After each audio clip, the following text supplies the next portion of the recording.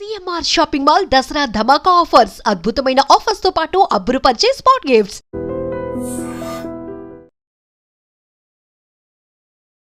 ఇప్పుడు అందరి చూపు కూడా జూబ్లీ హిల్స్ బైపోల్ మీదనే ఉంది. యాక్చువల్లీ జూబ్లీ హిల్స్ బైపోల్లో దగ్గర 3,98,000 ఓటర్లు ఉన్నారు. జనరల్లీ కూడా సిటీలో చాలా మంది కూడా బయటికి రారు, ఓట్ అయ్యారు. అండ్ జూబ్లీ హిల్స్ అంటేనే మనకు తెలుసు కదా, అంత పెద్ద పెద్ద పర్సన్స్ ఉంటారు. అంటే ఇండస్ట్రియలిస్ట్, అట్లాగే రాజకీయ నాయకులు, సినీ సెలబ్రిటీస్, వీళ్ళందరూ కూడా ఉంటారు. సో అట్లాంటి ప్రాంతంలో ఇప్పుడు ఎలక్షన్ జరగబోతోంది, బై ఎలక్షన్. అది బీఆర్ఎస్కి సంబంధించిన సిట్టింగ్ ఎమ్మెల్యే మాగంటి గోపీనాథ్ చనిపోయిన తర్వాత. అయితే సానుభూతి పరంగా యాక్చువల్లీ మాగంటి గోపీనాథ్ వైఫ్ ఎవరైతే ఉన్నారో సునీత గారిని బరిలోకి దింపబోతున్నామని బీఆర్ఎస్ పార్టీ ఆల్మోస్ట్ ప్రకటించేసింది. ఇంకా మిగతా పార్టీలు అయితే అనౌన్స్ చేయలేదు. కాంగ్రెస్ పార్టీ నుంచి నవీన్ యాదవ్ బరిలో ఉండబోతున్నారని ఒకటి, తర్వాత బీజేపీ నుంచి మాధవీలత ఉండొచ్చు అనేది కూడా ఒక చర్చ అయితే నడుస్తోంది. మేబీ తెలీదు, అది కూడా కొంత వాళ్ళు కూడా ఒక ఆలోచనలో ఉన్నట్టు చెప్తూ ఉన్నారు. బట్ లీక్స్ అయితే ఇదే.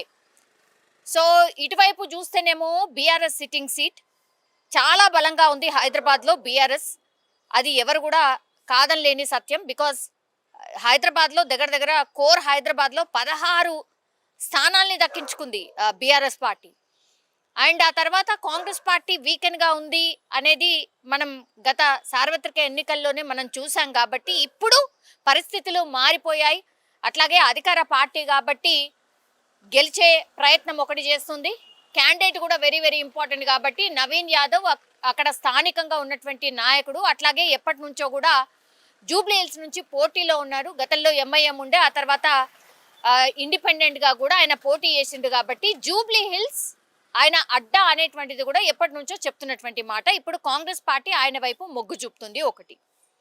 దాని తర్వాత మాధవీలత గతంలో మనకు తెలుసు ఈ చార్మినార్ ఆ ప్రాంతంలో ఆమె ఓల్డ్ సిటీలో పోటీ చేసిర్రు. ఎందుకంటే ఆమెను ఇక్కడ దింపడానికి రీజన్ ఏంటి అని అంటే మైనార్టీ ఓట్లు ఎక్కువగా ఉంటాయి. ఆమె కొంత సామాజిక కార్యక్రమాలు, ఆమెకు ఒక ఫౌండేషన్ ఉంది.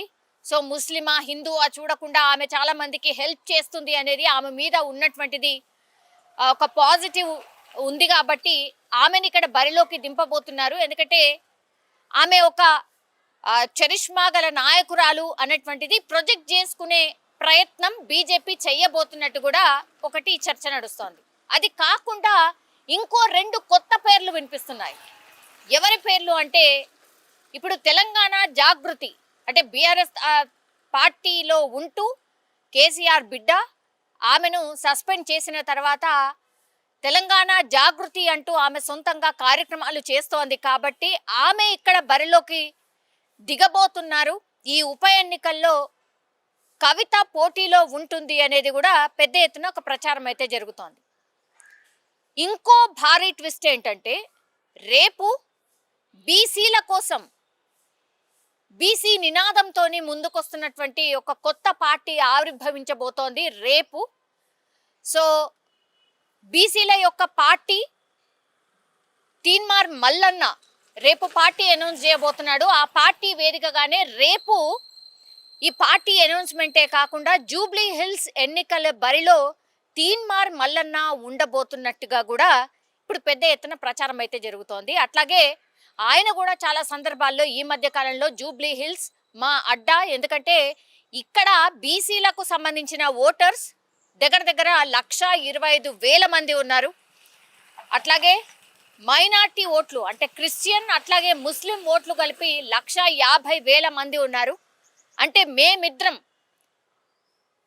ఓటేసుకుంటే సరిపోతుంది, మిగతా వాళ్ళు అక్కర్లేదు, మిగతా ఓటర్స్ అక్కర్లేదు అనేటువంటిది డైరెక్ట్గానే ఆయన చెప్తున్నటువంటి మాట. సో బీసీకి సంబంధించిన నాయకులకే వేస్తారు. కాబట్టి ఏ పార్టీలు ఏం చేసినాయి ఏం చేయలేదు అనేది ఇంటింటికి వెళ్ళి మేము చెప్పబోతున్నాం. జూబ్లీ హిల్స్ మేము కొట్టబోతున్నామని రేపు పార్టీ అనౌన్స్మెంటే కాకుండా ఈ సెన్సేషన్ అనౌన్స్మెంట్ అంటే రేపు పార్టీ ఆవిర్భావంలోనే జూబ్లీ హిల్స్ బరిలో నేను ఉండబోతున్నానని తీన్మార్ మల్లన్న అనౌన్స్ చేయబోతున్నట్టుగా కూడా చెప్తున్నటువంటి పరిస్థితి. సో చూడాలి. ఇప్పుడు కాంగ్రెస్ పార్టీలో బరిలో ఉన్నటువంటి నవీన్ యాదవ్ ఏమో బీసీ, మళ్ళీ ఇప్పుడు బీసీ తరఫునే బీసీ కోసం పార్టీ పెడుతున్నటువంటి తీన్మార్ మల్లన్న కూడా బరిలో ఉంటే అగైన్ బీసీ ఓట్లు చీలిపోతాయా? సో రాజకీయం ఎలా ఉండబోతోంది? పార్టీ అనౌన్స్ చేసిన తర్వాత ఆయన బరిలోకి దిగితే ఇక్కడ రాజకీయం ఎట్లా మారబోతోంది? అట్లాగే తెలంగాణ జాగృతి తరఫున ఇప్పుడు కవిత కూడా బరిలో ఉంటే తను కూడా బీసీలకు న్యాయం, బీసీల కోసమే పోరాటం చేయాలి అనేటువంటి నినాదం ఎత్తుకున్నారు. కాబట్టి ఇప్పుడు కవిత కూడా బీసీల గురించే పెద్ద ఎత్తున మాట్లాడబోతున్నారు అనేది కూడా మనకు తెలుసు. సో ఇట్లా మొత్తం బీసీ ఓటర్లని ప్రభావితం చేసేలాగా ఇప్పుడు జూబ్లీ హిల్స్ ఉప ఎన్నిక ఉండబోతోంది అనేది మనకైతే స్పష్టంగా అర్థమవుతోంది. సో వీటన్నిటినీ బేరీజ్ వేస్తూ పార్టీలు ఎత్తులు పై ఎత్తులు ఎలా ఉండబోతున్నాయి, అట్లాగే 3 పార్టీలు ఉండనే ఉన్నాయి. ఇప్పుడు 2 కొత్త పార్టీస్ అంటే తెలంగాణ జాగృతి అనుకోండి, ఆ తర్వాత ఇప్పుడు తీన్మార్ మల్లన్న పెట్టేటటువంటి పార్టీ అనుకోండి, ఇవి 2 పార్టీలు కూడా బరిలో ఉంటే మరి ఓట్లు ఎలా చీలిపోతాయి, ప్రజల ఆలోచన ధోరణి ఎలా మారబోతోంది, ఇదంతా కూడా క్వైట్ ఇంట్రెస్టింగ్గా మారబోతున్నాయి. ఇంకోవైపు ఏమో సర్వేలు పెద్ద ఎత్తున వస్తున్నాయి. యాక్చువల్లీ ఈ సర్వేలన్నీ కూడా 90% ఫేక్ సర్వేస్, అసలు ఏమీ కూడా గ్రౌండ్ లెవెల్లో శాంపుల్స్ తీసుకోకుండానే వస్తున్నటువంటి సర్వేలు, ఎవరి పార్టీలు వాళ్ళకు అనుగుణంగా ప్రచారం చేసుకున్నటువంటి సర్వేలని చాలా మంది కూడా విశ్లేషకులు చెప్తున్నటువంటి పరిస్థితి. సో చూడాలి మరి జూబ్లీ హిల్స్ బైపోల్ దగ్గరకు వస్తున్న కొద్దిగా హీట్ అయితే పెరుగుతోంది. మరి ప్రజల మూడ్ ఎలా ఉండబోతోంది, ప్రజలు ఏమనుకుంటున్నారు, ప్రజలు ఎవరి వైపు ఉన్నారు అనేది కూడా కొద్ది రోజులు గడిస్తే కానీ తెలిసే అవకాశం అయితే కనిపించట్లేదు. నిజంగా ప్రస్తుతం ఉన్నటువంటి సమాజం దేనికి ప్రయారిటీ ఇస్తుంది? ఆర్థిక సంబంధాల చుట్టూ మాత్రమే తిరుగుతోంది. మళ్ళీ ఎన్నికలంగానే చాలా విరక్తి కలుగుతాను. మంచి అనిపిస్తుంది కదా, లేడీస్ కూడా ఛాలెంజింగ్ జాబ్స్ చేసినప్పుడు చాలా బాగుంటది. ట్రాఫిక్ అసిస్టెంట్స్ గా నియమించిన ట్రాన్స్జెండర్స్ అందరితో సాల్యూట్ చేయించుకుంటున్నారు. ఫుడ్ డెలివరీ ఇవ్వటానికి వెళ్ళినటువంటి డెలివరీ బాయ్ అనిల్ పై కళ్ళ ముందు